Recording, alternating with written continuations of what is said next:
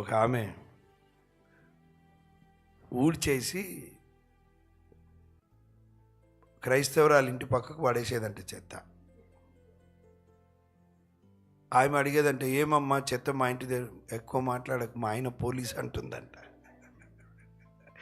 మా ఆయన పోలీస్ ఎక్కువ మాట్లాడకంటే ఈమె పోయి భర్తతో అన్నదంట, నువ్వెందుకు పోలీస్ కాలే? ఆమె భర్త పోలీస్ కాబట్టి పోలీస్ అని నన్ను బెదిరిస్తుంది, నువ్వేమో మేస్త్రివి, నువ్వు పోలీస్ ఎందుకు కాలే? అరే నేను కాలేదంటే ఎట్లమ్మా, నా పనిది నేను చేసుకున్నా, అయినా నువ్వు అన్నీ తెలిసే కదా చేసుకున్నావు. లేదు ఆమె నన్ను బెదిరిస్తుంది, ఎక్కువ మాట్లాడితే మా ఆయన పోలీస్ అంటుంది, నువ్వు కూడా పోలీస్ అయితే నేను చెప్తుంటే మా ఆయన కూడా పోలీస్ అని కొట్లానికి రెడీ అవుతుంటే. సరే ఆదివారం వచ్చింది, చర్చికి పోయింది. పాస్టర్ గారితో అన్నదంట, పాస్టర్ గారు ఒక ఆమె బాగా బాధ పెడుతుంది, మళ్ళీ ఆయన పోలీస్, ఏం చేయలేకపోతున్నాం మేము.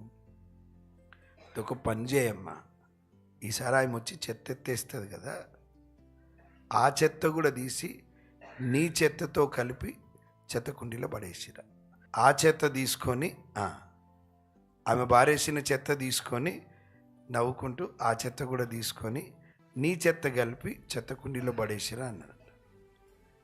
వచ్చి వారం అయినాక చెప్పు నాకంటే, సరే పాస్టర్ గారు ప్రార్థన చేయండి అని చేయించుకొని వెళ్ళి నెక్స్ట్ డే తీసుకొచ్చి ఈమె చూస్తుండే కానీ ఆ చెత్త అంతా తీసి ఈమె ఇంటి చెత్త ఇంటి ముందు పడేసిందంట, వాకిల్లో నవ్విందంట, తీసుకుపోయి పారేసిందంట. ఏమంటలేదు ఇక, ఆమెనేమో కొట్లాడుతుందేమని చూస్తుంది. వినండి, ఇక చెత్త తీసుకొని పారేస్తుంది. 3 రోజులు అయింది, ఆమె చెత్త పారేస్తలేదంట, ఆమెని తీసుకెళ్ళి పారేస్తుందంట.